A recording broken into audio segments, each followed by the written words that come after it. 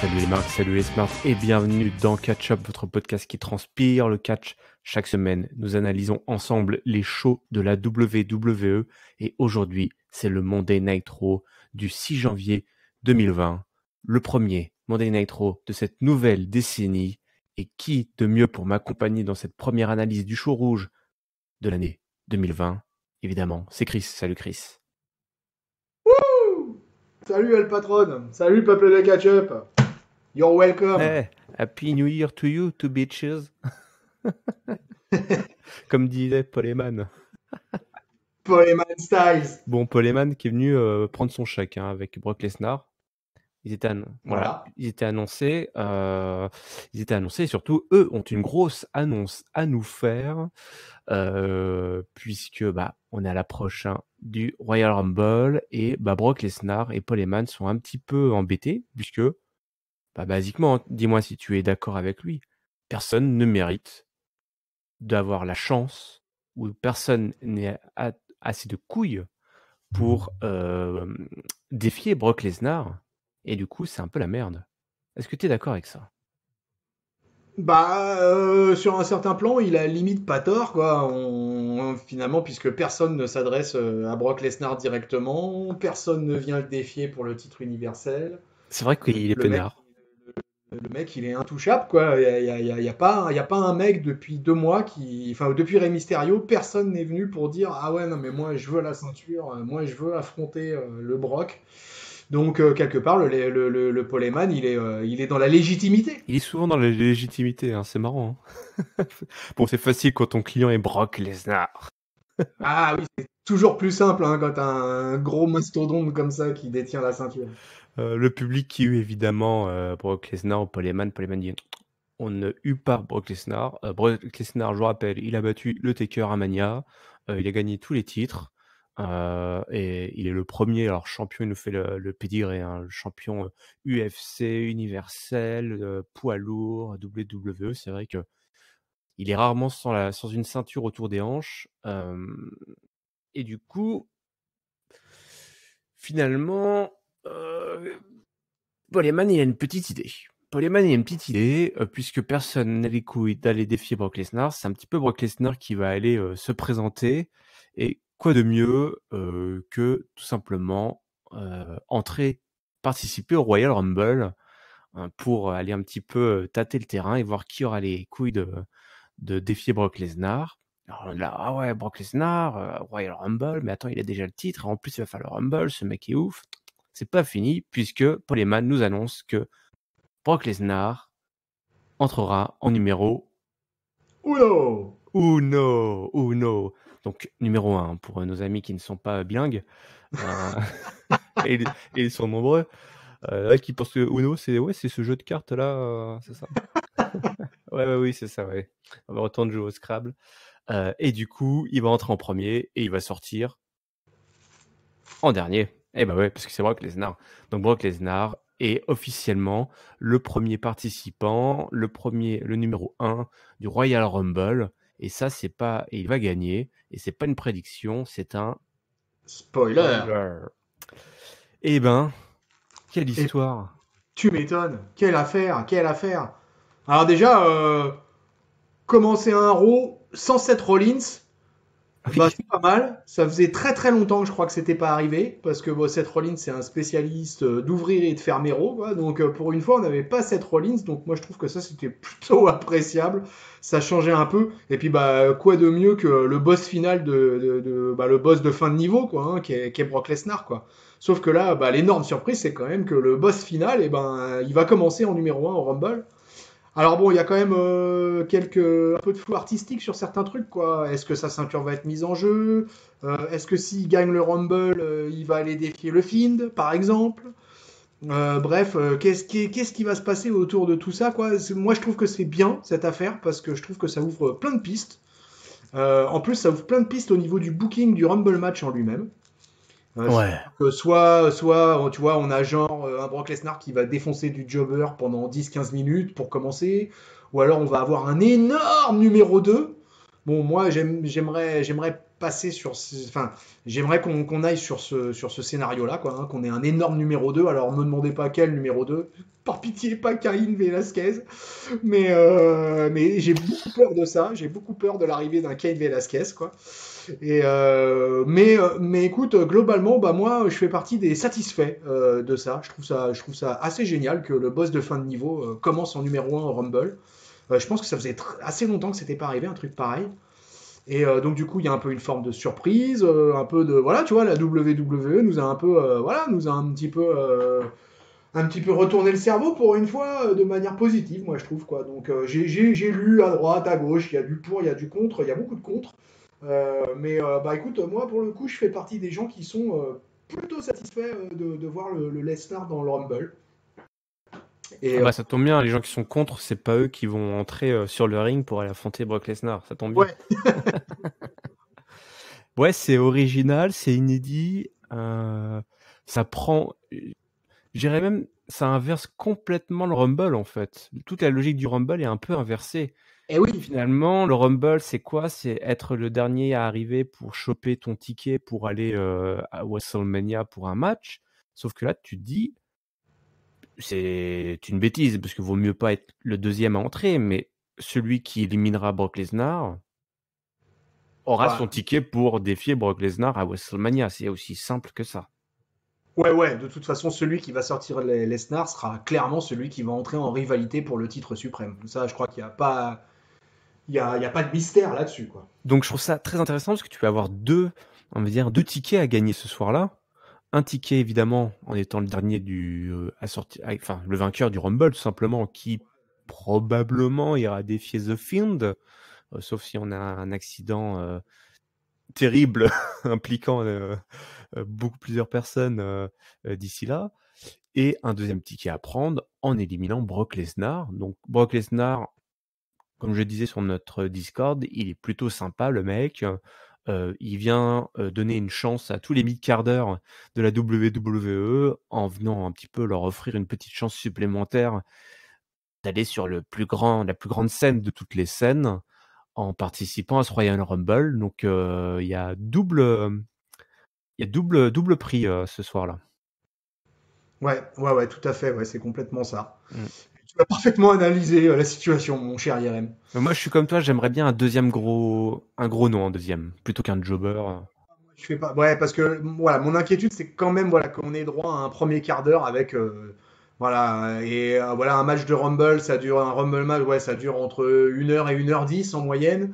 Voilà, mon inquiétude, c'est qu'on ait droit à 15 minutes de défonçage de jobber, quoi. Ça peut être le parti pris par la WWE, ça. Et je pense que Mm. ça fait chier beaucoup de monde, quoi. Alors que Ouais. si on attaque le match avec un numéro 1 et un numéro 2 monstrueux, waouh, ça peut nous lancer un match, un match historique! Ouais, bah, carrément. Un petit peu presque à la manière. Alors, je me souviens plus trop. J'ai un souvenir. Alors, c'est pas vraiment 1 et 2, c'était à l'arrivée des J Styles. Ils ont été arrivés troisième. Mais ça envoyait du lourd dès le début, toi. Et les mecs, ils ont tenu. Une fois que le quatrième, le cinquième arrive, après tout ça, ça se noue un petit peu, toi. Mais c'est au moins les premières minutes, t'as un vrai frisson, quoi. Ouais, mais sauf que Edge s'était fait sortir vite au final cette année-là. Puisque Ouah, vite, c'est relatif dans un Rumble, hein. ouais, mais bon, si tu veux, c'était surtout pour la hype de son arrivée, et puis après, Kevin Owens s'était chargé de lui, quoi. En lui balançant un Welcome to WWE, je me souviens. Voilà, ouais. Et du coup, bon, voilà. Mais en tout cas, moi, écoute, moi, j'adhère complètement à ce qui a été annoncé. Je trouve que c'est une bonne idée et que ça nous, déjà, tu vois, ça met en appétit pour ce fameux Royal Rumble, quoi. Ouais, exactement. Bon, un autre, j'espère que t'es mis en appétit justement par Rey Mysterio, puisque Rey Mysterio, Moi, je suis toujours en appétit avec mon Ray, quoi. Ça. ah ouais, tu pourrais bouffer des nachos avec Rey Mysterio pendant des heures, je pense. Clairement, ouais, clairement. Je pourrais même peut-être un jour me fendre d'une émission spéciale Ray à Catch-Up, quoi, parce que vraiment, il mériterait d'avoir droit à son heure de gloire sur Catch-Up, quoi. Ah ouais, une belle résolution 2020. Ouais, t'as 360 jours là pour le faire. Un spécial Ray Mysterio à Catch-Up, ça serait pas mal, ouais, pourquoi pas, on y réfléchira. On y réfléchit? Ok, on y réfléchit. Ce soir, il a son droit à son rematch, hein, parce qu'il s'est fait un petit peu chourer son titre US, ni vu ni connu. Ouais, on peut dire ça. Et que il nous reparle un petit peu, il tease un petit peu sa retraite. Et il nous dit voilà, il lui reste plus beaucoup de temps. Mais voilà, il n'est pas content qu'Andrade ait la ceinture. Andrade, il représente pas bien les Latinos et il va lui choper son titre. Il est pas digne. Il est pas digne. Il est pas digne. On n'est pas digne. On n'est pas digne. Bon, bah écoute, on n'est pas digne, mais on a quand même un match. On est digne de regarder un match entre Andrade et Rey Mysterio. Un excellent match une fois de plus. Hein. C'est difficile pour eux de faire un mauvais match. Et quand ils font un mauvais match, en général, ça reste un bon match. Andrade qui débarque avec... c'est une petite tunique spéciale. Hein. Il a une petite tunique rouge, là. Et Zelina aussi. Donc, il est plutôt fier. Hein. Il est peut-être pas digne, mais il est plutôt fier de porter ce titre. Zelina qui est évidemment là pour un petit peu intervenir dans le match, puisqu'on a à un moment des Andrade qui se retrouve sur les cordes après un Canadian Destroyer, évidemment. Alors, est-ce que c'était ce match qui était un peu chelou? Je sais plus. Est-ce que c'était ce match qui était un peu bizarre avec des pubs et tout, un peu bizarre? Ou c'était Ouais. Alors déjà, ça a été un match pas mal coupé par les pubs, ouais. Ouais, c'était assez difficile à suivre. Et puis, c'est un match qui a eu un restart, en fait. C'est ça, en plus. Il y a un restart parce que l'arbitre a compté 3 pour Rey Mysterio. Ouais. Mais en fait, Zelina Vega, pendant ce temps, avait cheaté et avait mis la jambe de son Andrade dans les cordes. Et donc, du coup, quand l'arbitre s'en est rendu compte, alors que la cloche avait sonné et que Rey était en train de célébrer, l'arbitre a dit non, non, non, non, non, non, non. Non, non, non, non, non, non, non. Qu'est-ce que c'est con, ça? Je déteste ça. Quand ils vont jusqu'au compte de 3.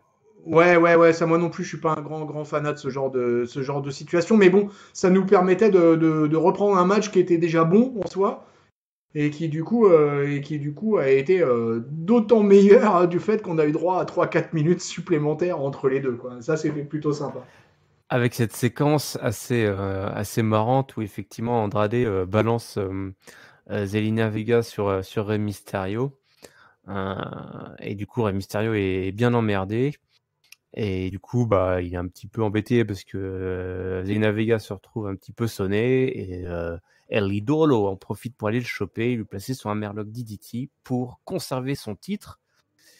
Mais le pire reste à venir, puisque visiblement, non seulement il n'est pas digne, mais il n'est pas très réglo, il n'a pas beaucoup de respect, puisqu'il va tout simplement arracher, mais bien, retirer le masque de Rey Mysterio, et ça, on sait que c'est la honte suprême. Ah là, ce scandale, quoi. Non, mais alors, comment il a osé faire ça, Andrade, quoi. Non, mais franchement. Ah, par contre, il y a eu un peu de confusion, là, dans cette fin de partie, parce que, mine de rien, Rey, il place un West Coast Pop à Zelina, quoi, quand même. Zelina, elle vient quand même s'encaisser un West Coast Pop, donc c'était quand même assez énorme. Et je me suis demandé s'il n'y avait pas eu là une espèce de couille, que je me suis demandé si c'était vraiment prévu tout ça, quoi. S'il n'y avait pas, il y a pas eu une espèce de moment de flottement là. Mais en fait, ça a rajouté, j'ai trouvé, à l'intensité de ce match-là, quoi. Et puis vraiment, après, la surprise énorme, surtout entre deux catcheurs mexicains. Vraiment, entre deux catcheurs mexicains, on n'arrache pas le masque d'un autre si c'est pas dans le cadre d'une stipulation bien précise. Voilà, au Mexique, ça n'arrive pas. On arrache un masque uniquement que dans le cadre d'une stipulation. Donc là, vraiment, un manque de respect absolu d'Andrade dans son rôle de heel ultime. Là. Ouais, je veux dire, genre au Mexique, même la pire enflure ne ferait pas ça. Ah ouais, la pire des enflures ne fait pas ça, ou va teaser au pire, quoi. Tu vois, quoi, va choper la tête du mec et va tirer. À la Lucha Underground, par exemple, c'était un ressort qui était souvent utilisé, quoi. Il y avait, on essayait de choper, de tirer, etc. Mais le mec s'en tire toujours, quoi, et arrive toujours à garder son masque sur lui. Ou alors il a son masque déchiré, c'est un truc qui arrivait souvent à Phoenix, par exemple, à Rey Phoenix, et où il avait le masque déchiré à la fin du combat. Mais quand il n'y a pas de stipulation, là, vraiment, c'est un affront. Hein. Là, au Mexique, alors là, ça aurait été vécu comme un affront énorme, énorme. Et je crois que Rey, d'ailleurs, je sais pas si tu as remarqué un peu, mais là, le réflexe des officiels qui se sont précipités avec la serviette pour lui cacher le visage et tout ça, c'était assez. Mais c'était pas mal, moi j'ai trouvé que du coup ça a donné du rythme à toute cette fin de match et du coup j'ai beaucoup aimé tout cet opener. Quoi. Ouais, ça rajoute toujours un petit frisson, il y a toujours un petit frisson avec ce genre de situation. Et entre Andrade et Rey Mysterio, c'est quand même pas le premier match qu'ils ont tous les deux. Ils avaient eu beaucoup de matchs en début d'année 2019. Après, il y a eu un espèce de passage d'arrêt, et puis après, Rey Mysterio a été lancé sur la feud avec Brock Lesnar. Et du coup, je trouve qu'entre les deux, il y a une super belle alchimie. Bon, et voilà, ce coup de Trafalgar du Andrade à la fin avec le masque, bah, j'ai trouvé que c'était bien trouvé et que bah, rien de tel pour se faire haïr comme ça que d'arracher le masque du bon vieux Ray Ray, quoi. Ouais. Puis le masque, il le file à Zelina Vega en plus, en offrande. Oui, oui, oui. Il se barre avec en plus. Il se barre avec le masque. Énorme. Ouais, et un peu plus tard, Rey Mysterio va récupérer son masque dans une interview. Il agresse son agresseur, Andrade, et Voilà. récupère son masque parce que ouais, faut pas déconner quand même. Ah bah ouais, vengeance, quoi. Vengeance, obligé. D'ailleurs, t'as vu, c'est pas mal parce il vient récupérer le masque, il est filmé de dos tout le temps, Ouais. quoi, hein. À aucun moment on ne le voit ni de côté ni de face. Il est tout le temps filmé de dos. Et puis bah voilà, la vengeance du Rey Mysterio. Ouais, un peu plus, le caméraman est un peu plus respectueux que Andrade. Voilà, exactement. Je zappe un petit peu sur les séquences, toutes les séquences backstage qu'il y a eu. On va un petit peu regrouper tout ça. On a eu une triple frite ce soir pour un autre championnat. Ouais, Championnat tag team. On a eu ouais, ouais, ouais, ouais. plein de ceintures qui ont été remises en jeu quand même ce Et soir. ouais, après championnat US, on enchaîne sur le Tag Team Championship, c'est bon quoi tout ça quoi. Toi, nous qui regrettions que justement le dernier épisode de WWE soit pas terminé par un match pour un titre, ils nous ont peut-être écouté là. Ils se sont dit, oh les gars, ils ont raison, Catch-Up, on va peut-être, pour célébrer un petit peu cette nouvelle décennie, il faudrait peut-être remettre un petit peu en jeu nos championnats.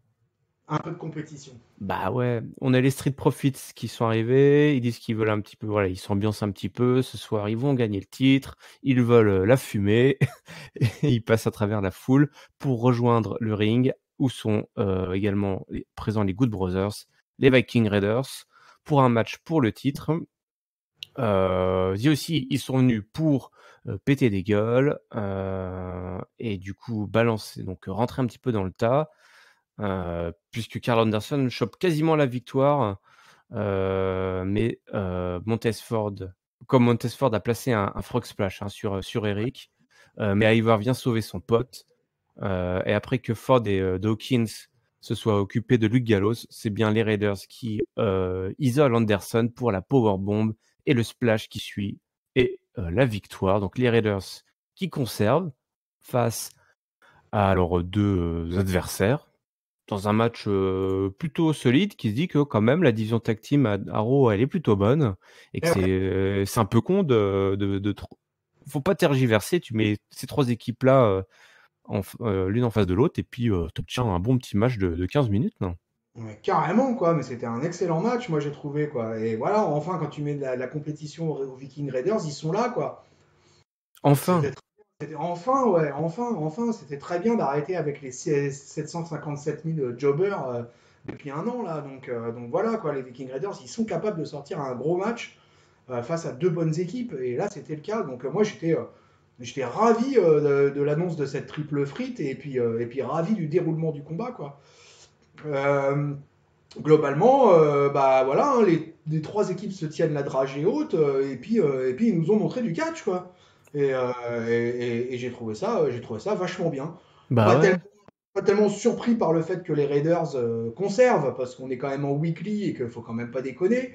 Mais, bah voilà, la Tag Team Division à Raw, elle est capable de nous montrer des belles choses. Et ça, je pense que tous les deux, on en est convaincus depuis un moment, hein, parce que moi, je considère que la Tag Team Division à Raw est un petit chou supérieur à celle de SmackDown. Et bah, quand tu vois un match comme ça, pour moi, ça fait que confirmer. Ouais, effectivement, voilà, les Raiders en action, c'est tout ce qu'on voulait voir, parce qu'on a quand même les champions, la meilleure tag team au monde, et puis on va dire une tag team super hot en provenance de NXT. Voilà, et tous les ingrédients sont là, hein, pour réaliser des super triple frites là, comme on a eu ce soir. Donc on a enchaîné deux gros matchs de championnat, mine de rien. Et ouais, bah, ça fait du bien hein, d'avoir une première heure à Raw comme ça, hein. Du coup, on va arrêter de se mettre sur la tronche. On va essayer de discuter. On va changer de division. On va aller voir ce qui se passe chez les filles. Je sais que tu penses que la division féminine Arrow est meilleure qu'à SmackDown. Ouais, il y a pas photo pour moi. Ouais, la preuve, hein, probablement avec la rivalité justement en tête de gondole du show rouge, puisque Becky Lynch est aux affaires avec Asuka. Mais voilà, ce soir, on a un petit package vidéo qui montre un petit peu toutes les fois où Becky Lynch, elle était un petit peu courte, quoi. Et elle a jamais réussi à battre Asuka, finalement. Donc, il lui reste encore une chose qu'elle n'a pas réussi à obtenir, c'est cette fameuse victoire face à la japonaise. Voilà, ça a pas mal changé depuis quand même Becky Lynch, depuis cette défaite au Royal Rumble où elle avait perdu le titre pour le laisser à Asuka. Sa vie a pas mal changé. Du coup, Asuka débarque et elle commence à lui gueuler dessus en japonais, sauf que Becky Lynch, elle lui répond par une énorme droite dans la tronche. Et elle abandonne Asuka étalée sur le ring, qui se relève un petit peu plus tard et qui gueule en japonais. Donc la tension est palpable. Becky Lynch est focus comme jamais et Asuka est complètement tarée. Je pense que là, on obtient là probablement un beau potentiel show stealer pour cette soirée à Royal Rumble. On a quand même. Ouais. Ah ouais, non, mais enfin, de toute façon, moi, je suis complètement là, pour le coup, là, je suis complètement convaincu par cette rivalité qui a déjà eu une grande place en 2019, hein, parce que tout le début de l'année 2019, ça a été quand même Becky versus Asuka. Remember le Rumble 2019, remember ce qui a suivi. Après, il y a eu une espèce d'ellipse, et puis elles se sont retrouvées sur la deuxième partie de l'année 2019 dans le cadre des matchs tag team, etc. Moi, je suis complètement emballé par cette rivalité. Le match, il me tarde de voir ce match au pay-per-view du Royal Rumble. Et voilà, est-ce que Asuka peut se retrouver à être une Asuka two belts parce que voilà, ce serait pas forcément impossible. Et puis voilà, et puis en plus, ce match aussi va certainement conditionner peut-être l'entrée d'une des deux dans le Rumble match féminin. Donc moi je trouve, tu vois, encore une fois, aujourd'hui, je crois que je vais être élogieux avec la WWE. Mais voilà encore un truc rondement mené et une belle rivalité qui a commencé et une belle rivalité qui continue. Ouais, effectivement, on peut imaginer plein de choses. C'est pas forcément gagné d'avance pour Becky Lynch, Ah non? puisqu'on peut tout à fait imaginer qu'elle ne parvienne pas effectivement à battre Asuka et qu'on se garde ça pour un petit peu plus tard, par exemple à WrestleMania. Hein. Tout est possible. Tout est possible, ouais, là, c'est tout à fait possible. Et en tout cas, bien malin qui peut dire qui sera le vainqueur de ce match parce que moi je dis que c'est totalement ouvert et que Asuka est en totale capacité de battre The Man, quoi. Ouais, effectivement. Donc, une rivalité plutôt bien menée. Pas besoin de grand-chose, juste deux filles qui se détestent et qui veulent montrer qui est la plus forte. Parfois, c'est aussi simple que ça. Bah ouais, parce qu'en plus entre Becky et Asuka, il n'y aura jamais eu d'atome crochu. Jamais. Donc c'est deux filles vraiment qui pour le coup dans le roster ont toujours été ennemies.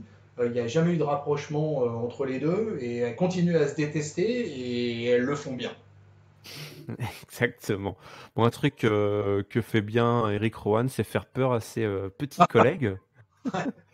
Voilà. Dans une séquence, écoute, cette séquence, j'ai trouvé génial. Elle est ridicule, mais j'ai trouvé génial cette séquence où Eric Rowan se balade dans les couloirs avec sa cage recouverte d'une délicate couverture. Tu sais, la vieille couverture que tu as à l'arrière de l'auto du grand-père qui sent un petit peu le chien mouillé là. Un vieux sac à patates.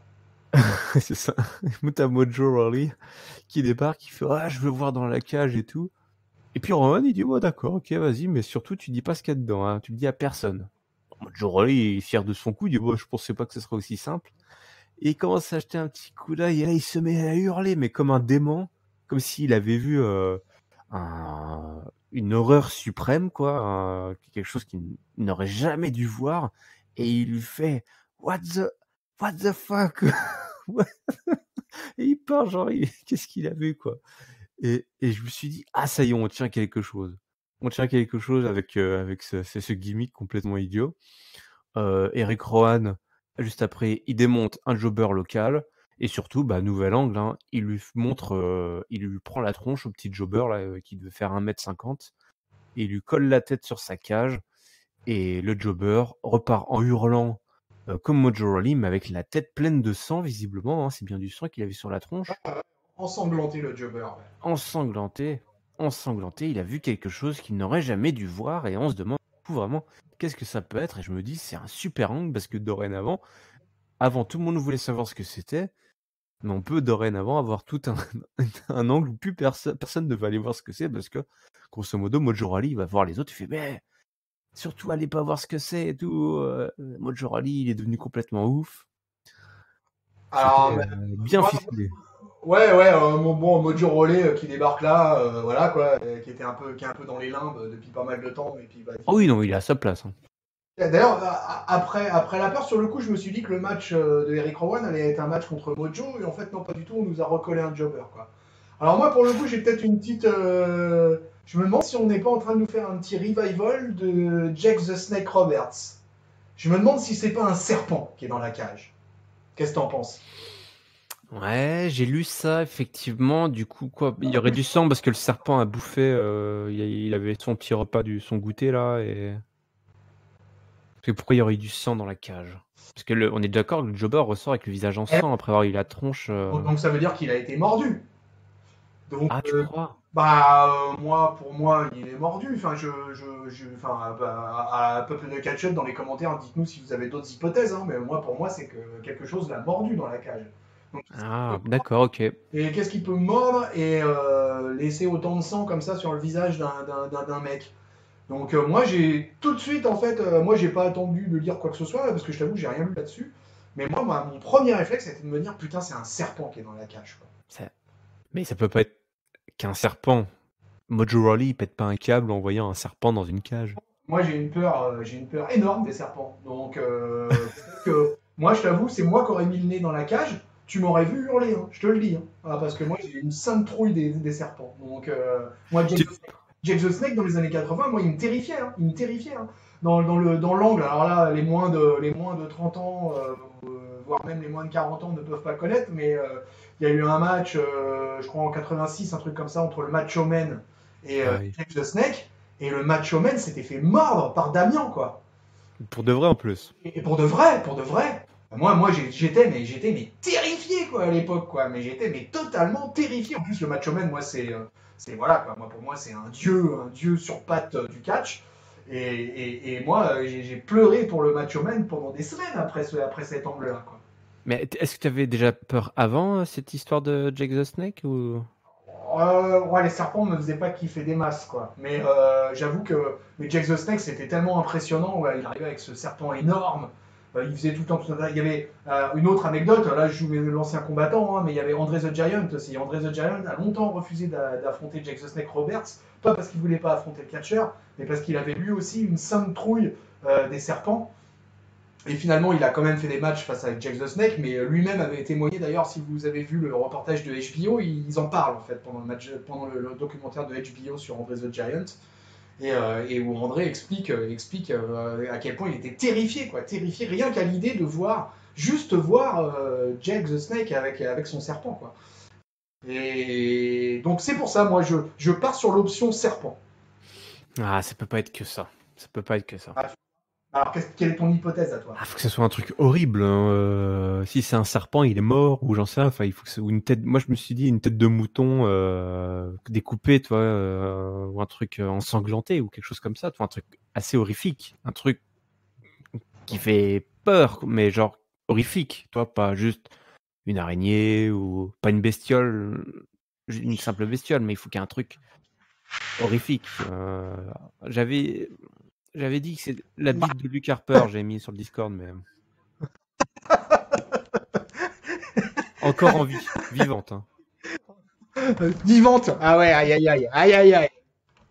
Tant que c'est pas celle de Bobby Lashley. Après, voilà, ça peut être un serpent qui a mordu la bite de Luke Harper. Hein. C'est pas incompatible, mais on aurait tous les deux raison. Ouais. Bah, enfin, en tout cas, moi, je vais rester sur cette idée-là, et puis je verrai bien si je me trompe, quoi. Mais pour l'instant, je vais rester là-dessus. Ouais, je pense qu'on a autant de chances de gagner l'un l'autre. Enfin, en tout cas, pour les jeunes qui écoutent Catch Up, tapez dans YouTube Macho Man, Damian, Jack the Snake, et vous pourrez voir ce fameux segment où le Macho Man se fait mordre. Et vous comprendrez pourquoi le jeune tonton Chris à l'époque était totalement paniqué par cet angle horrible. Ah, par contre, à l'inverse, ne tapez pas bite de Luke Harper, hein. Ah ouais, non, non, évitez ça, parce que là, ça va traumatiser des générations entières. Ouais, puis pas au travail non plus, hein. Si vous tenez à votre CDI, évitez. Allez, assez parlé de ce grand guignol d'Eric Rowan, hein. On va parler d'un gabarit un petit peu plus petit, puisque AJ Styles débarque et il a un match ce soir contre Tozawa, mais le match va pas durer longtemps. Ça dure 2 minutes, mais par contre, on a droit à un RKO de AJ Styles sur Tozawa. Et ça, c'était pas mal. On avait même carrément plus qu'un RKO. Oui, plus AJ qu'un. Styles a reproduit tout le rituel du serpent. Eh ouais, exact, ouais. D'accord, je vois où tu veux en venir. Ouais, on est toujours dans les histoires de serpents, là, tu vois, là, encore une fois. C'est Et peut-être moi, pas la bite de Harper, c'est peut-être la bite de Orton. ça a été assez court comme match et comme segment, mais moi, j'ai trouvé AJ Styles excellent. Enfin, comme d'habitude, de toute façon, ce mec, c'est un pro ultime, quoi. Et vraiment, son imitation, on va dire, des moves et des attitudes de Randy Orton était excellente, quoi. Parce que, comme tu l'as dit, il n'y a pas eu que le RKO, quoi. Il y a eu la pause, il y a eu je frappe sur le ring, il y a eu la totale de la part des Styles, quoi, qui a taunté au max le Randy Orton, quoi. Donc, j'ai trouvé ça très sympa, quoi. Moi, ce que j'ai adoré, c'est que AJ Styles jamais ne fait de squash match. Est-ce que tu te souviens d'un match de AJ Styles qui dure 2 minutes? Ah ouais, non, c'est vrai que ça, c'est très très rare, hein. Donc ça rajoute vraiment un côté insolent de AJ Styles, tu vois. C'est qu'en plus, il a pris son temps parce qu'il a allongé Tozawa assez rapidement assez rapidement, mais il a fait durer un petit peu le plaisir, toi. Ouais, non, Alors que ça c'est durait 2 minutes. En fait, il porte son phénoménal forearm et en fait, il casse le tombé à deux, quoi. C'est lui qui le casse. Le tombé, quoi. Et ce qui est énorme, hein, c'est tout le côté pro de ce AJ Styles, quoi. Parce qu'il nous tease un Styles Clash, quoi. Et finalement, il arrête et il préfère poser le DDT entre les cordes, le fameux DDT entre les cordes de Orton, quoi. Et vraiment, non, mais moi j'ai trouvé AJ Styles génial dans ce truc-là, quoi. Avec un Tozawa qui a tout vendu comme il fallait. Donc c'était un segment parfait. Ce que j'ai aimé aussi, c'est qu'AJ Styles faisait exprès de mal imiter Orton, quand il faisait sa pose sur le turnbuckle de statue grecque de Randy Orton, Ouais, où il met ses bras en arrière, il le faisait tellement mal, mais c'était drôle du coup. Ouais. Et puis c'était volontaire, voilà, quoi. Voilà, s'il avait voulu faire un truc parfait, il l'aurait fait. Mais là, justement, c'était pas le cas, quoi. Il voulait vraiment se foutre de la gueule ouvertement de la vipère. Et il a bien raison, AJ. Ouais, il a bien raison. Ceux qui ont peut-être moins raison, c'est tous les gens qui sont impliqués dans l'histoire entre Bobby Lashley et Oh Lana et là là. Rusev, hein, parce que c'est pas fini cette histoire. Ah là là. Ah là là. Bobby et Lana sont bien décidés à se marier. Du coup, ils sont tellement décidés à se marier qu'ils ont quand même attendu une semaine pour le faire. Ils auraient pu finalement le faire fissa ailleurs, mais non. Ils le refont ce soir avec le retour du prêtre. Hein, il était là, hein, notre prêtre qui est coach des Patriotes aussi. Ouais, il était là. Hein. Ouais. Bah, les Patriotes, d'ailleurs, ils se sont fait sortir contre de ce que j'ai entendu dire. J'ai pas vu d'image, mais j'ai entendu dire que apparemment ils se sont fait sortir au premier tour des playoffs face aux Titans. C'est ça? Eh ouais, exactement. Donc, à mon avis, c'est pas pour rien. En même temps, si le coach préfère aller faire des idioties pour officier des mariages à WWE, il était pas focus, Belichick. Hein. C'est quand même incroyable parce que les Patriots, c'était les tenants du titre, mine de rien, quoi. Tenant Donc, du titre, mais la wild card, comme on appelle, c'est-à-dire le premier tour des playoffs, leur a jamais réussi. D'habitude, ils ont un pass, toi. ouais, Ils ont tu peux avoir on une. n'a pas souffert le match et ils sont Ouais, qualifiés. côté haut classé, les meilleurs du classement ont une semaine de repos pendant que les autres se battent en wild card. Et là, cette fois-ci, bah, ils ont pas eu ce pass et du coup, bah, ils se sont fait sortir dès le premier tour. Et ouais, ça arrive hein, même au meilleur. Ça a duré moins longtemps qu'une rivalité entre Bobby Lashley et Rusev. Malheureusement, ouais, malheureusement. Du coup, bah, ils veulent se marier, ils le font assez rapidement en fait. Il n'y a pas d'embrouille. Mais Lana, elle est pas contente. C'est tant mieux, elle devrait être contente et elle est triste et ça va pas. Et c'est à cause des gens, des fans. C'est le plus beau jour, c'est censé être le plus beau jour de Bobby et Lashley, mais c'est pas le cas. Tout le monde essaye de tout foutre en l'air et ça, c'est à cause de Rusev. Lashley est pas content. Rusev, c'est à cause de Rusev. Et Rusev débarque et il est visiblement en vacances à la plage ou en vacances Ouais, dans les studios. Ouais. ouais, voilà, ouais, avec un vieux faux fond d'île paradisiaque tout pourri. Ouais. L'arrière-plan Windows 97, non? Voilà, c'est ça. Version été. Ils sont voilà, ils sont misérables. Ils devraient plutôt aller sur la plage avec lui. Et il a un cadeau pour eux, un petit album qui est un récap du fiasco qui a été le tentative de mariage de la semaine dernière. Lana et Lashley sont pas contents. Enfin, c'est Lana qui commence à gueuler. Et là, on a un petit début de ce que j'avais non pas prédit, mais quelque chose que je souhaiterais presque, c'est Lashley qui dit à Lana de la fermer. Ouais. Et ça, c'était pas mal. Lana qui se trouve, d'accord. Et Bobby Lashley, il gueule après Rusev. Il dit, si t'as des couilles, viens me voir. Rusev, il dit, bah, y a pas de problème. Je viens la semaine prochaine. Il arrache sa chemise hawaïenne. Et il dit, je vais démolir Bobby Lashley. Et Lana pourra garder ce qui en restera. Et c'est comme ça qu'on nous relance cette histoire. Le retour de la brute bulgare. Ouais, ouais, ouais, ouais, ouais. Bah écoute, je vais pas m'éterniser sur ce segment parce que tellement c'était pauvre, tellement j'en ai marre de cette rivalité. Lana, elle a encore trouvé le moyen de botcher. Elle a même carrément à un moment, carrément, elle était obligée de baisser le micro pour parler avec Lashley parce que je pense que soit elle avait oublié son texte, soit elle se souvenait plus si Lashley devait parler ou quoi. Aïe, aïe, aïe. Lashley, il a toujours les yeux totalement dans le vague. Il a l'air mais totalement perdu dans cette rivalité. Ouais, c'est-à-dire qu'en plus, elle est pas aidée. Donc, si au moins elle avait quelqu'un, une espèce de vétéran de la promo qui était avec elle pour l'aider, mais là, le mec il est Ah juste ouais, pas là en fait. ah, si elle, encore elle avait un catcheur en face d'elle qui était un balèze au micro et qui serait capable de un peu sauver les meubles quand elle est en plein botch. Mais là, même pas, même pas, même pas. Lui, il est là, il a les yeux globuleux. Il se rend compte en fait au bout de 2 minutes qu'il a oublié la moitié de son texte.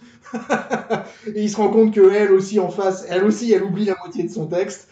Donc non, c'est tout pourri quoi. Vraiment, c'est de la merde. Et alors autant j'ai été, je pense, assez indulgent avec le mariage de la semaine dernière, autant là on est reparti dans un truc tout pourri. Il y a que Rousseff pour plus ou moins sauver le truc quoi. Mais parce que bon lui, on sent qu'il rigole, qu'il est rigolard, que voilà quoi, que c'est assez d'ailleurs étrange. Qu'on a l'impression que Rousseff il a l'air de s'éclater dans cette rivalité. Ah, je Mais pense qu'il s'amuse, ouais. il est bien tout seul, hein, parce que en tout cas moi c'est pas mon cas, ça m'éclate pas du tout, du tout, du tout. Bon, bah écoute, on va pas s'éterniser. Alors, moi, je veux pas récupérer un Chris triste Oh, dès le début de l'année. ouais non, ils vont pas me transformer en Captain Lexomil quoi, dès le début de l'année quand même, merde. Pas ça, non. C'est pas ça. Bah, du coup, dans cette histoire, on se demandait un petit peu où était passé Liv Morgan quand même. Ouais, Hein? mais pour le coup elle est arrivée juste après il me semble. Ouais, juste après, avec durant l'interview de R-Truth. Et elle interviewe R-Truth et elle dit que elle sera dans le coin de Rusev pendant le match face à Bobby Lashley La semaine.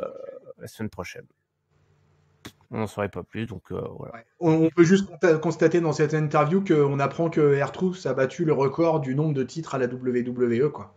Oui, C'est bravo à lui, hein, félicitations. incroyable hein, quand même. Hein. Juste avec le 24-7, il a réussi à battre le record. Alors, je sais pas, il faudra regarder dans les archives, mais je sais pas quel était le recordman à la WWE de ça. À mon avis, ça devrait être pas loin d'être un John Cena, mais du nombre de titres cumulés. Mais bon, là, bah là, juste avec le 24-7, plus ses titres US, etc., et ses titres tag team, et ben, il devient le champion undisputed de la WWE en nombre Ouais, de titres. c'est une bonne question, hein. J'invite nos auditeurs à chercher avec nous. Ouais. Je serais pas étonné que non plus que ce soit un mec qui ait tout tâté du Hardcore Championship Ah ouais, peut-être à aussi. l'époque. Je sais plus qui Ouais, est. Pas en un... cumulé, Ouais, quand même, moi je mettrais John Cena quand même. Quoi. ouais. Entre les titres US, le titre intercontinental, les tag teams, les 16 titres de champion du monde, quand même, il doit pas être loin le John Cena. Hein. Ouais. Ou un petit gars, là, Kofi Kingston ou The Miz. Tu vois, des mecs qui ont enchaîné aussi les titres. Kofi Ah ouais, Kingston était assez connu pour être rarement sans ceinture, hein. ouais, c'est vrai. D'ailleurs, ils avaient fait un petit clin d'œil à ça lors de l'épisode de SmackDown que vous avez analysé avec The Miz. Ouais, c'est vrai, c'est vrai. Bon, allez, on reste dans enfin, on reste. On retourne dans la division féminine. Charlotte a étalé Sarah Logan. Voilà, Ouais, je pense qu'on peut voilà, juste dire ça. un squash match. Voilà. Hum, hum. Mais Ouais. il n'y a pas eu de match. Alors, je dis un squash match, mais non, c'est même pas Non, le cas. Parce qu'en pas de fait, match. là, il n'y aura même pas eu de match. Hum. Merci Sarah Logan d'être venue, tu peux repartir. Il a des gens des fois dans le formol en disant ouais ils vont peut-être les repackager, ils vont revenir fort et tout. Pas du tout. Ah, ils l'ont packagé, ils lui ont mis du maquillage. Ouais bah super, génial. Voilà. C'était le repackaging de Sarah Logan. Merci d'être venu. À bientôt. Est-ce que tu veux qu'on parle de l'homme le plus hot du Ah, moment? le bel homme. Ah ouais, c'est vrai qu'il est pas mal, hein. Quel bel homme. Ah là là, je sais pas, il est au-dessus de tous les standards de beauté, de mode et de voilà, hein. On a des beaux, on a des gens qui sont beaux à la WWE. Il y a des moches aussi. Il y a des gens qui sont beaux. Et puis il y a Drew McIntyre. Et puis il y a Drew McIntyre, quoi. Et C'est Drew le McIntyre qui est mec au-dessus. qui fait le mouiller tout le quartier du Marais à lui tout seul. Et pas que. Les touristes, tout le monde. Ah, non, mais tout le monde mouille devant Drew McIntyre. Je veux dire, c'est un truc. Bah, la preuve, puisque No Way José est venu avec tous ses potes, tout le monde veut s'approcher hein, du dernier roi d'Écosse, hein, Drew McIntyre. Il y a un match, mais qui dure pas très longtemps, puisqu'en 1 heure, en 1 minute 35, Claymore Kick et c'est fini pour No Way José. C'est tout en défonçant la conga line en même temps. Oui, ils sont tous passés. Ah, ils ont pris cher la conga line, mais alors, il en aura mis. D'ailleurs, il a dit, moi j'aime pas les conga line. Oui, c'est vrai, il l'a dit. Il a dit, je déteste les conga lines, sauf dans les fast-food. Et en plus, il est drôle. Il a vraiment tout pour lui. Et puis t'as vu, il a un nouveau gimmick avec le Claymore aussi. C'est ça aussi, ce mec, voilà, quoi. En plus, il rajoute il rajoute des choses et c'est intéressant. Là. Ouais, Ça fait 2 lundis de suite maintenant qu'il rajoute un 3-2-1 quand il y a un nouveau signal en fait ouais. pour indiquer qu'il va porter son Claymore. Quoi. Et Ce qui son fait Claymore, c'est quand même pour moi, évidemment. Ouais, un ça des, fait. un des finishers les plus destructeurs de la WWE à l'heure actuelle. Tu sais que c'est né d'un gros botch, hein, ce finisher. Ah ouais? Ouais. Explique-moi. En fait, alors. Putain, merde, j'ai l'air con maintenant parce que je me souviens plus c'est lors de quel match. Mais c'est. Bon, peu importe. Je vous retrouverai, je vous le dirai la semaine prochaine. On peut lui mettre à son crédit encore une fois, quoi. C'est-à-dire que c'est un heel, mais c'est un heel qui, dans certaines phases, fait réagir la foule presque comme un face. C'est assez étrange, quoi. Et puis moi j'aime bien parce qu'après derrière il prend le micro, il dit qu'il va faire partie du Royal Rumble, qui se fout complètement de qui il va devoir battre, quoi. Et que voilà, et qu'il va défoncer tout le monde. Et moi j'adore quand ces mecs-là ils les posent sur la table comme ça. Et moi je dis qu'une chose, c'est que Drew McIntyre c'est du main event material. Ah bah, carrément, ce mec, mais. Hein, on a déjà dit ça en 2019, mais là, 2020, si c'est pas l'année de Drew McIntyre, je comprends pas, hein. Ouais, non mais là, moi, je signerais demain hein, pour un Brock Lesnar versus McIntyre, mais là, mais que du bonheur, quoi. Un match pareil, mais pouah. J'adorerais voir Lesnar se prendre un Claymore pleine face, quoi. Bien sûr que je comprendrais pas pourquoi il lui ferait cette espèce de face turn, enfin, un peu twinner, quoi, s'ils avaient pas un gros plan pour lui. Ouais, et puis là, en plus, il est dans une phase, là, il défonce un peu tous les jobbers, où il gagne des handicap matchs. Enfin, là, il y a une grosse montée en puissance, là, depuis, on va dire, ça fait un mois et demi, là. Il y a une grosse montée en puissance de Drew McIntyre. Je suis quand même très curieux de voir quel va être son booking au Rumble match. Et ça m'étonnerait pas qu'il soit dans le Final Four déjà, tu vois, au Rumble match. Et après à voir. Mais moi, en tout cas, j'espère que cette année 2020, ça va être l'année de Drew McIntyre. Ça me revient. C'était à l'époque où il était encore à WWE, mais quand il était avec les Free MB, qu'il a inventé son finisher. Ouais, ça me revient parce qu'effectivement, j'y pensais à l'époque où il était le Chosen One, mais non, c'est beaucoup plus tard. Il était avec les Free MB et c'était un match, je crois qu'il y avait Ryback ou je sais plus qui. Et c'est un match des Free MB et tu sais, ils avaient leurs pantalons de cuir. Ouais, Il avait une espèce de pantalon de cuir hyper moulant là. Et en fait, il a voulu porter, c'était très serré, c'était assez peu confortable, et il a voulu courir vers son adversaire, qui était, je crois, Ryback, pour lui faire genre une big boot. Hein. D'accord. Mais le pantalon était tellement étroit que quand il a levé son pied, en fait, il a soulevé l'autre jambe en même temps, parce que sinon ça serrait trop, il se serait arraché les couilles. Et du coup, il a commencé à tourner sur lui-même et à tomber en arrière sur la tête. Donc il était sonné, le mec. Puis après, il a dû regarder la vidéo et puis il s'est dit ah ouais, c'est pas mal ça. Et puis j'ai réussi à le faire. Enfin, je suis toujours en vie. J'ai fait un truc cool. Il y a peut-être quelque chose. Et c'est de là que après, il en a pas fait son finisher tout de suite. Mais c'est une petite graine qui a été plantée dans sa tête et c'est comme ça qu'est né Claymore Kick en faisant un botch face à Ryback. À cause d'un pantalon en cuir trop serré. D'accord, comme quoi le pantalon en cuir, hein, ça peut déclencher des vocations. Ouais, ça peut te Après, pousser vers le main event. ouais. Après, quand tu vois un peu le parcours de ce catcheur, c'est quand même assez incroyable. Hein. Ce gars-là, il était considéré, voilà, c'était le Chosen One. On est considéré comme l'avenir de la WWE. Il a été vendu super méga fort quand il est arrivé. Finalement, il est descendu dans les abysses. Il s'est retrouvé avec les 3MB. Finalement, bah non, bah voilà, ça se casse la gueule. Il se barre, il part dans les fédés britanniques. Il se refait un peu la cerise. Je sais plus, c'était. Alors là, Ringside n'est pas là, mais je crois que ça c'est la Evolve en Grande-Bretagne.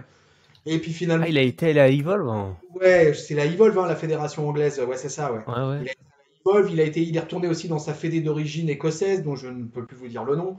Et puis finalement, il part à la TNA. À la TNA, il gagne le titre mondial. Et finalement, il décide de revenir à la WWE. Bah, à l'époque, on peut dire par la petite porte, puisqu'en revenant à NXT. Et puis bah, maintenant, on voit où il en est. Moi, je dis chapeau. Hein. Moi, ce gars, il a un parcours incroyable quand même. Hein. Un parcours incroyable dans le catch professionnel. Quoi. Ouais, bah d'ailleurs, il y a un petit reportage, une espèce de petite interview sur le network sur Drew McIntyre, là, Break It Down, qui est plutôt sympa. On apprend d'ailleurs comment il a eu son nom, McIntyre. Euh, Oui, je l'ai vu ouais. ça. Ouais, tout à fait, ouais. Ça a été Ouais, qu'ils décidé au avaient chopé dernier le moment dans la nom. Gorilla Position, quoi. Puis qu'on lui avait proposé Drew McDonald, et puis il a dit ah non, non, mais moi j'ai un pote qui s'appelle McDonald, je veux pas m'appeler comme ça et tout ça quoi. Et puis que ça a été quasiment 3 minutes avant de rentrer sur le ring. Finalement, en regardant dans la liste, ce qui suivait c'était McIntyre. Ah ouais, McIntyre, bon allez vas-y banco. Et quand il entre sur son titantron, c'est encore écrit Drew Galloway.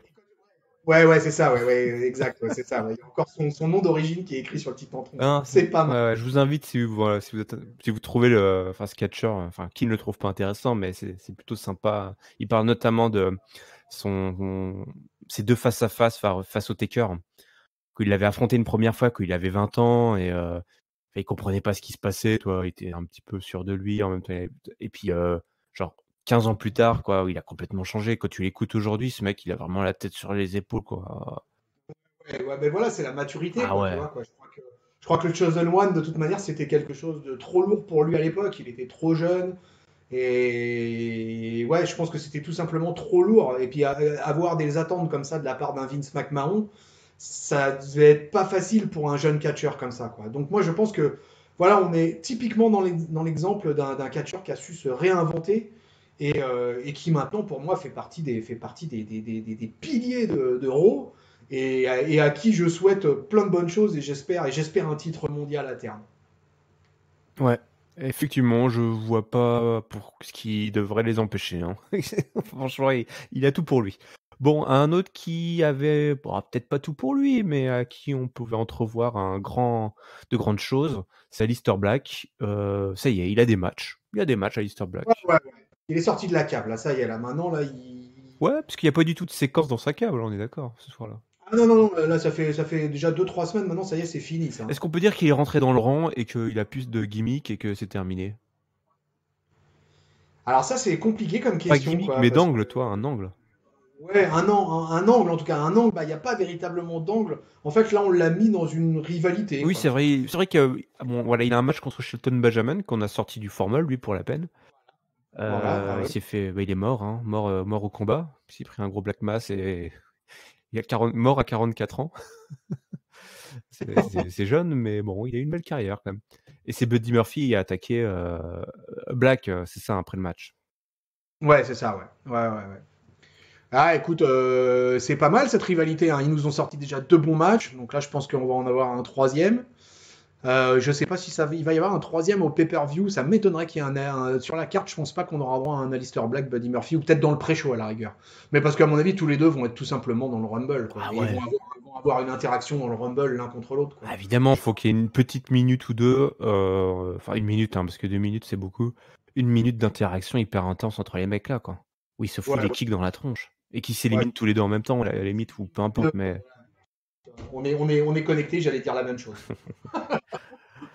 Un énorme Black Mass là, alors que l'autre est sur le turnbuckle, et puis boum, c'est fini, quoi.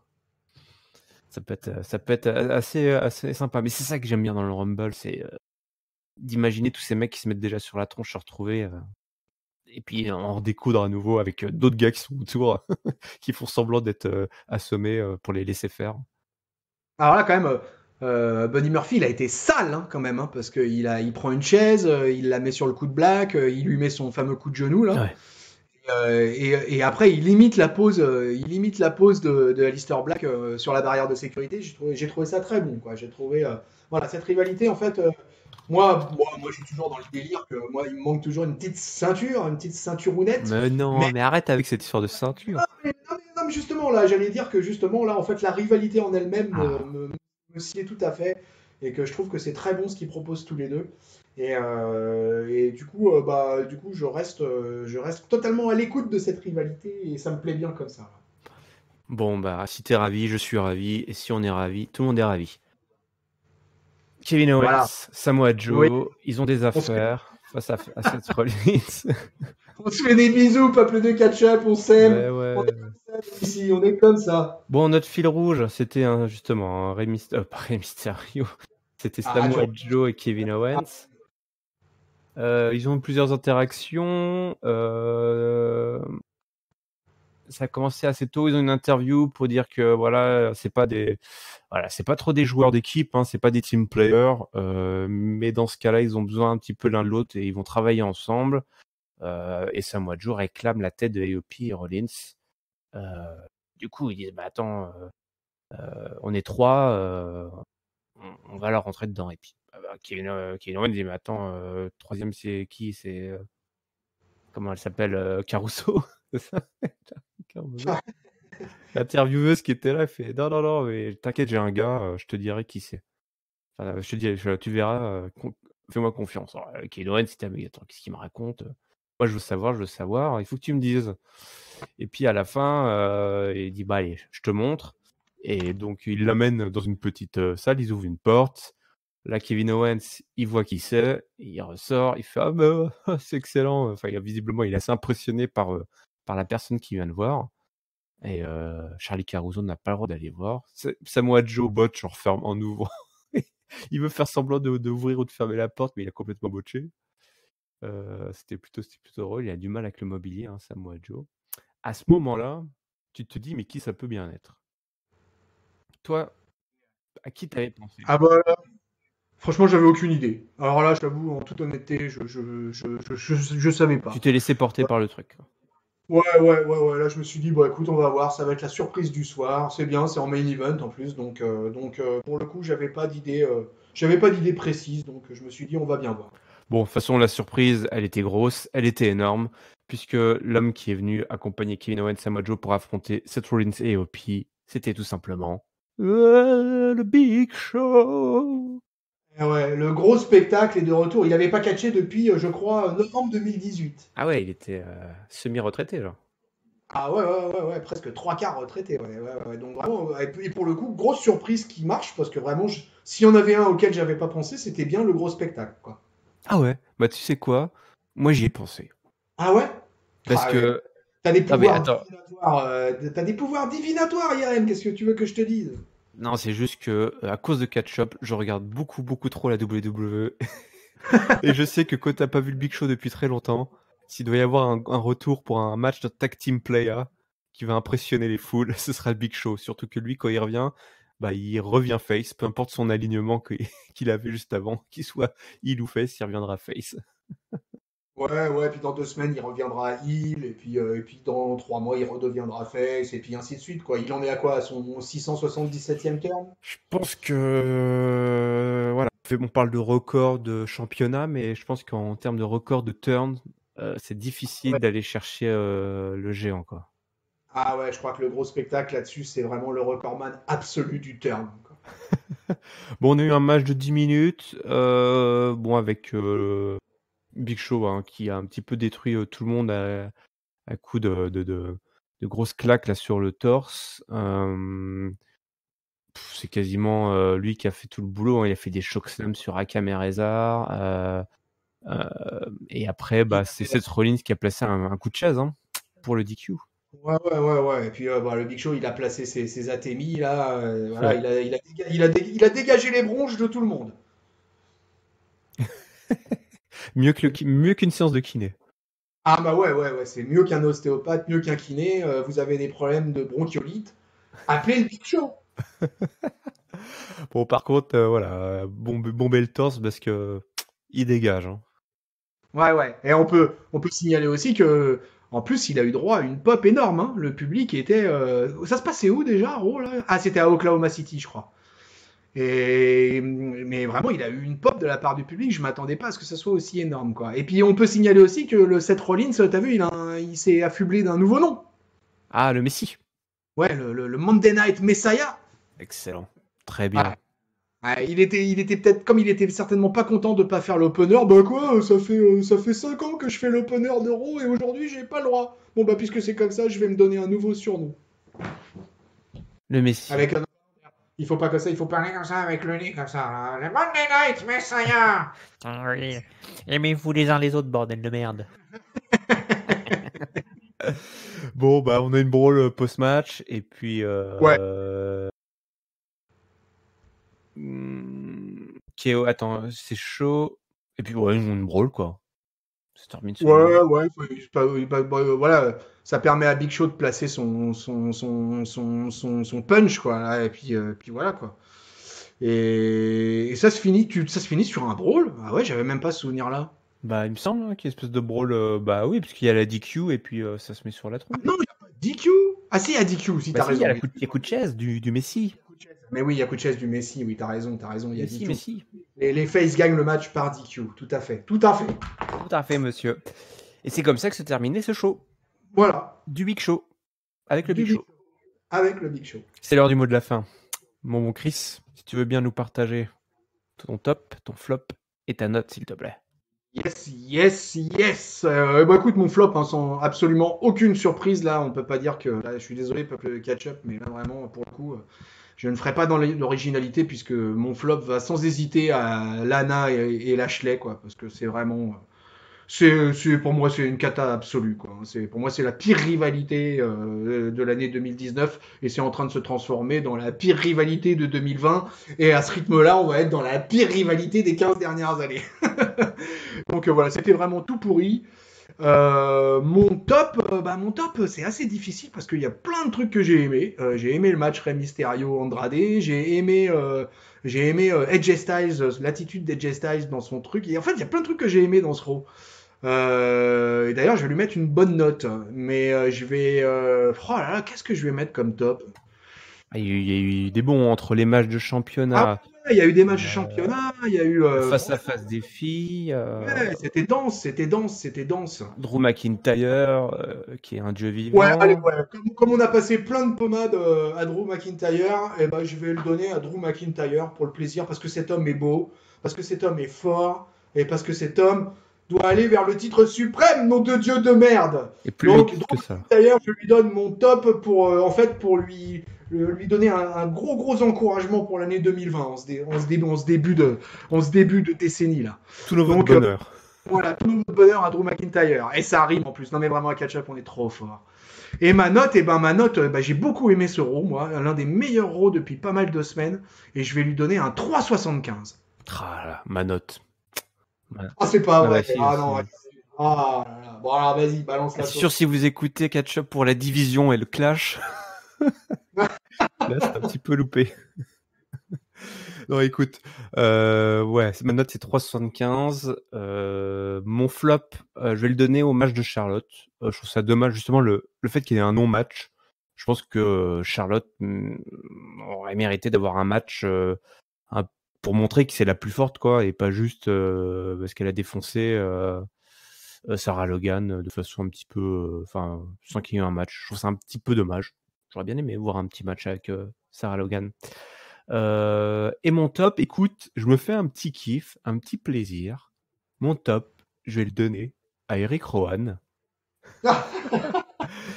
Parce que j'ai été assez surpris et je trouve que voilà, c'était malin, cette petite couche supplémentaire qu'ils ont rajoutée à ce, parce que ça prend du temps d'antenne quand même, cette connerie, depuis des semaines, et que au moins là ils en font quelque chose qui a titillé mon intérêt. Dorénavant, les gens ont peur de voir ce qu'il y a dans cette cage, et du coup je suis intéressé de voir comment ça va se passer et qu'est-ce qu'il y a à l'intérieur qui fait autant peur aux gens. C'est pas juste un truc débile, c'est un truc qui fait peur. Et du coup, je vais me donner mon top à Eric Rowan et sa bestiole là, et son truc chelou là. Et Mojo Rawley aussi, hein. Mojo Rawley a beaucoup. J'ai bien aimé sa réaction. Il a eu le rôle de sa vie là, je pense. Je suis généreux. C'est la nouvelle année. Je suis sympa. Ah ouais, là. T'es pas encore retombé de toutes les bouteilles de champagne que tu t'es enfilé au jour de l'an. et du coup, Mojo Rawley en profite. Bah oui, il a raison. C'est maintenant ou jamais. C'est un ancien footballeur américain, lui. Tout à fait, tout à fait. Mais il y en a un des anciens footballeurs américains. Oui, il y en a plein à la WWE. Mais est-ce que Mojo Rawley, il a eu une carrière en NFL ou pas du tout? Non, j'ai pas souvenir de lui. Autant, je me souviens de Brock Lesnar aux Vikings. Il a joué pour les Vikings. Ah oui, ça, y a pas de problème. Mais Hmm. ouais, donc Mojo Rawley, c'était plutôt un universitaire, quoi. Ah, il était universitaire, ça certes, mais c'est pas impossible qu'il ait été drafté, ce mec. Ou alors, pas drafté, mais testé dans les camps d'entraînement. C'est pas impossible. Bon, écoute, je regardais en même temps que je fais l'annonce de fin. Donc, Catch Up, évidemment, c'est votre podcast. Ouais, j'en botche, du coup, faire deux choses en même temps, bordel. Ah ouais, oui, il a rejoint les Cardinals de l'Arizona. Ah ouais, quand même, même. il était aux Cardinals, ouais. D'accord, ok. Attends, il a pas été drafté. Et tu sais qu'est-ce qu'il jouait comme poste? Alors, avant d'aller aux Cardinals, defensive end. Ah, il était defensive end, d'accord, ok. Il jouait dans les squads défensifs, d'accord. Mais c'est pour ça qu'il a cette position pour faire ses spears. Parce que Ouais, le spear, en fait, hein, le move du spear, ça reprend la mécanique de ces défenseurs qui viennent, qui veulent saquer, donc attaquer le quarterback. Hein. Ah ouais, Ils complètement. sont en position là dans les starting blocks et les mecs foncent tête baissée pour plaquer avec toute leur puissance Tom Brady et autres lanceurs de ballon. Et c'est vrai qu'il avait souvent ça dans son arsenal. Ouais, attention, le Spear est clairement une émanation NFL style. Hein. Ouais. Avant, il avait été sélectionné par les Green Bay Packers. Enfin, il avait joué comme agent libre, en fait. Il avait été chopé par les Packers. C'était en 2009, c'était il y a 10 ans, tout ça. Ouais, Green Bay Packers, grosse équipe, quoi. Donc, grosse Ouais. franchise NFL, quoi. Donc, les Donc non drafté, mais quand même, il a été remarqué, toi. Il a été remarqué. Mais bon, il a participé à aucun match officiel. Hein. Il a juste fait les camps d'entraînement, toi. Ouais. Donc, ça a foiré en NFL, et puis on peut pas dire qu'en Ouais. 4, ça soit beaucoup, beaucoup mieux. Mais il a joué quand même dans une équipe de première division universitaire, les Terrapins du Maryland. Les Terrapins du Maryland. C'est quoi ça, un Terrapin? C'est une espèce de tortue avec un gros crochet, enfin un gros bec. Terrapins. Ah, d'accord, ok. C'est une espèce de grosse tortue bien Ouais, mastoc. ouais, je vois. D'accord. Bon, bah voilà. Bon, Mojo Rawley, hein, qui a été un petit peu notre MVP là, de la soirée. On lui a même fait sa biographie. On a même fait sa bio au Mojo Rawley. Vous saurez tout sur Mojo Rawley à la fin de cette émission, cher peuple de Catch-up. Ouais, parce qu'on n'en reparlera plus jamais, hein, sachez-le. Comme les Packers et les Cardinals, on n'en parlera plus jamais. Bon, voilà, hein, Catch Up, on parle de catch, mais pas que. Toutes les semaines, vous pouvez nous retrouver sur Spotify, Deezer, Apple Podcast, Google Podcast. N'hésitez pas à vous abonner, n'hésitez pas à parler de nous autour de vous. On est également sur les réseaux sociaux et le Discord. Tous les liens sont dans la description. N'hésitez pas à nous dire ce que vous avez pensé de ce premier épisode du Show Rouge de la nouvelle année. Et surtout de cette grosse annonce, hein, on l'oublierait presque, de Brock Lesnar, premier entrant au Royal Rumble. Il va tout démonter. Mais qui va le sortir? N'hésitez pas à nous dire qui vous voyez bien sortir la bête du ring. Je te remercie, hein, Chris, pour ta présence et toutes ces histoires, hein, de papy, de vieux tonton là, que tu nous partages. Avec plaisir, El Patron, avec plaisir. Voilà, un homme qui a côtoyé André le Géant à Grenoble. Eh ouais, complètement. Ouais. un homme que votre serviteur a vu de ses yeux vus quand il était enfant, dans les années 70. Eh oui, ça nous rajeunit pas tout ça. Tu es une légende qui a croisé une légende. Voilà. Mais voilà, j'aime t'entendre parler comme ça. J'aime ça. Baskin's Glory. Allez, on vous laisse. On vous souhaite évidemment à toutes et à tous une bonne semaine pleine de catch. Salut. Salut Irem. Salut peuple de catch-up.